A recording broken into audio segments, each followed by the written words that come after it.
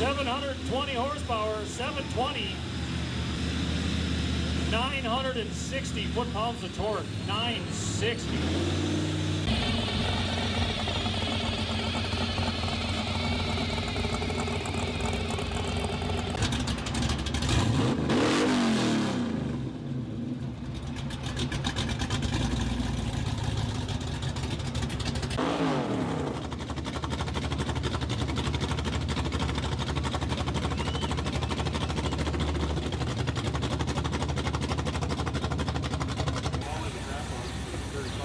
Yeah.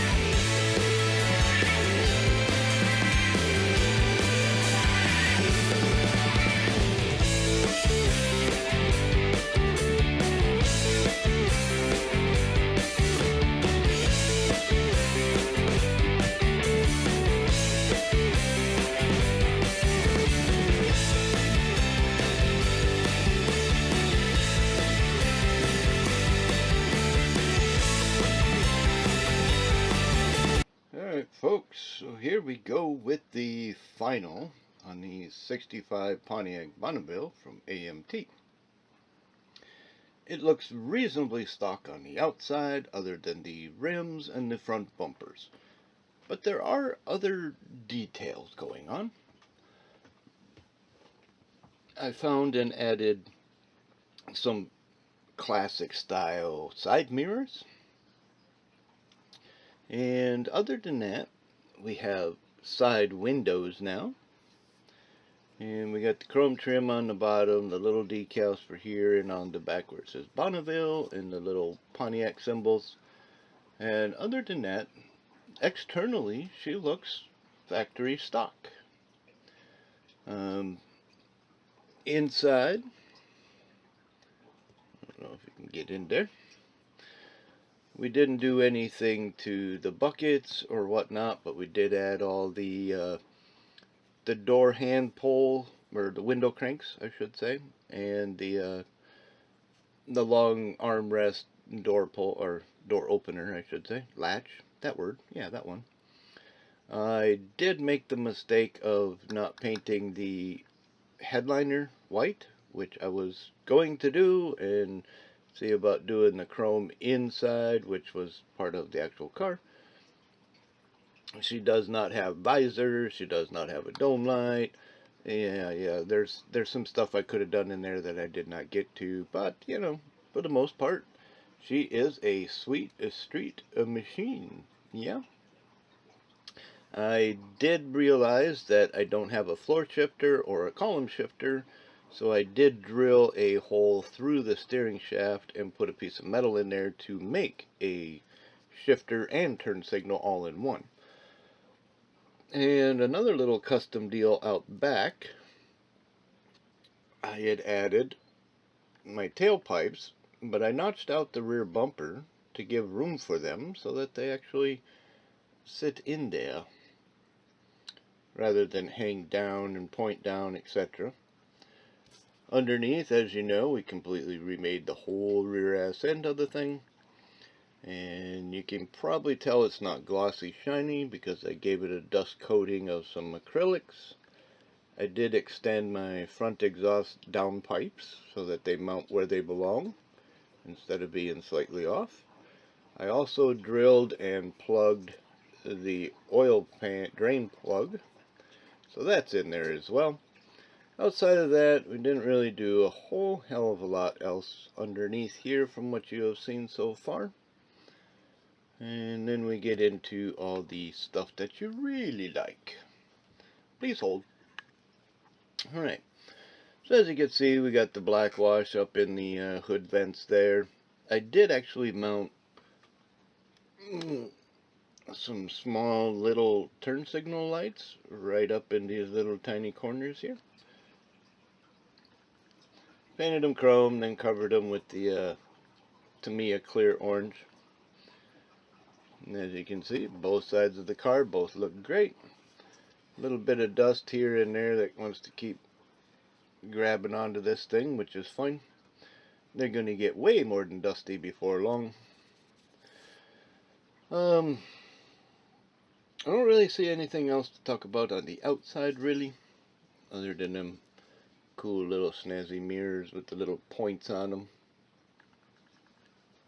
The paint job itself is actually pretty nice and glossy and shiny. It's just not super flat and smooth, which is fine.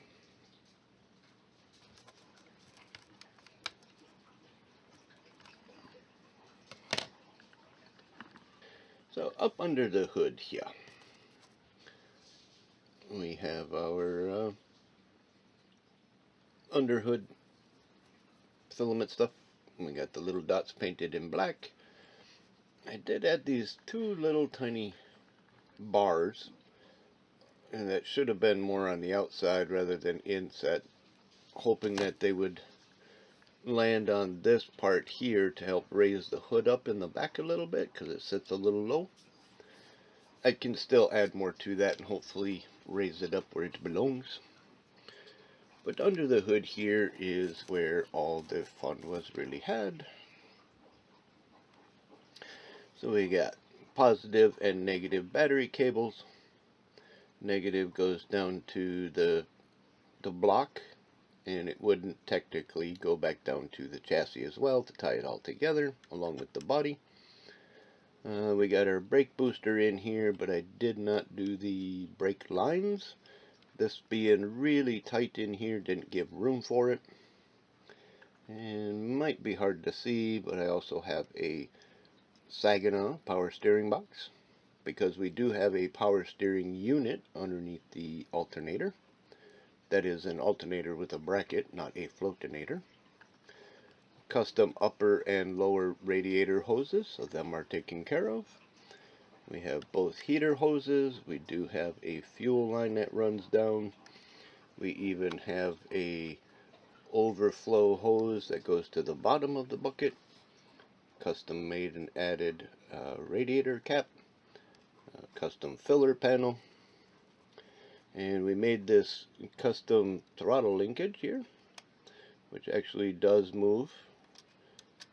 It's a little tight and tricky, but it does link up to the front of the carburetors, as you see in the one picture. But for the most part, under the hood, she is pretty nice and good. Of course, obviously, spark plug wires, which are pretty much a common factor.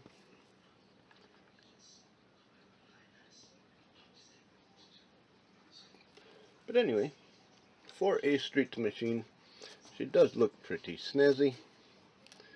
She does fit the bill. Yeah, you can see how clean it really does look, but it actually does have a bit of, let's call it texture. It's not super smooth. It could definitely stand to be polished out. But for the most part, she's as clean and sexy as most of my models anyway, so we'll leave her at that. There we go. So that is your final on my street machine group build. And it seems I have until December. And I have a second one of these. I have thought about doing it in the burgundy, which I thought was a gorgeous color. But doing it completely box stock, nothing added, nothing modified, nothing changed. Just to get a completely stock version to sit next to this one, so that I can point out the differences side by side. And that may happen before December. But until then, who knows. So anyway, thank you for watching this recap final of this build. And don't be afraid of a Craftsman Series chassis. There's plenty more you can do with them than just paint and call it good. So anyway, thanks for watching, and we shall see you next time. Bye!